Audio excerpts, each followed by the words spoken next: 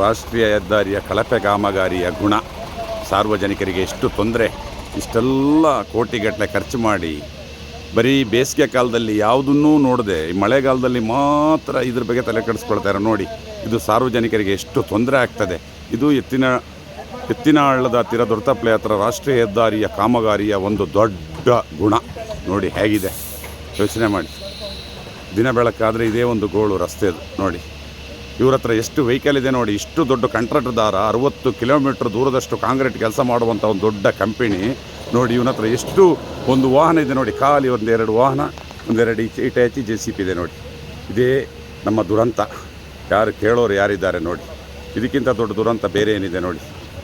ಎಷ್ಟು ಜನಗಳಿಗೆ ಇದಕ್ಕಿಂತ ತೊಂದರೆ, ಎಷ್ಟು ಜನಗಳಿಗೆ ಹೊಟ್ಟೆಗೆ ನೀರಿಲ್ಲ, ಎಷ್ಟು ಕಡೆಯಿಂದ ಕಿರುಕುಳ. ಒಂದು ಕಡೆಯಿಂದ ನಮ್ಮ ಮೇಲೆ ಬೆಟ್ಟ ಬರುತ್ತಾ ಅಂತ ಭಯ, ಒಂದು ಕಡೆಯಿಂದ ಇದು ಒಂದು ಭಯ.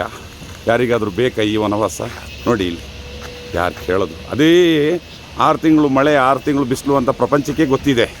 ಆ ಮಳೆ ಇಲ್ದಿರೋ ಟೈಮಲ್ಲಿ ಇದನ್ನು ಸರಿಯಾಗಿ ಕೆಲಸ ಮಾಡಿದರೆ ಈ ಥರ ಕಷ್ಟ ಬರುತ್ತಾ? ಮಳೆಯಲ್ಲಿ ಎಲ್ಲ ಉನ್ನತಾಧಿಕಾರಿಗಳು, ಎಲ್ಲ ರಾಜಕಾರಣಿಗಳು ಈ ಸ್ಥಳಕ್ಕೆ ಭೇಟಿ ಕೊಡ್ತಾರೆ. ಆದರೆ ಅದೇ ಬಿಸಿಲು ಟೈಮಲ್ಲಿ ಒಂದು ಒತ್ತಡಪೂರ್ವಕವಾಗಿ ಕೆಲಸ ಮಾಡಿರುವಂಥ ಕೆಲಸ ಈ ಸಮಾಜದಲ್ಲಿ ಇಲ್ಲ. ಇದೇ ನಮ್ಮ ದೊಡ್ಡ ದುರಂತ. ನೋಡಿ ನೋಡಿ, ಕೆಲವು ಗಾಡಿಗಳು ಬ್ರೇಕ್ ಹಿಡಿಯಲ್ಲ, ಕೆಲವು ಗಾಡಿಯವರು ಇಲ್ಲಿ ವನವಾಸ, ಹೊಟ್ಟೆಗೆ ನೀರಿಲ್ಲದೆ ಎಷ್ಟು ಹೊತ್ತಾಯಿತು. ಇದನ್ನೆಲ್ಲ ಯೋಚನೆ ಮಾಡುವಂತಹ ವ್ಯವಸ್ಥೆ ಇದೆಯಾ? ಏನು ಮಾಡೋಕ್ಕಾಗುತ್ತೆ ನೋಡಿ. ಇದು ಒಂದು ದೊಡ್ಡ ದುರಂತವೇ ಸರಿ.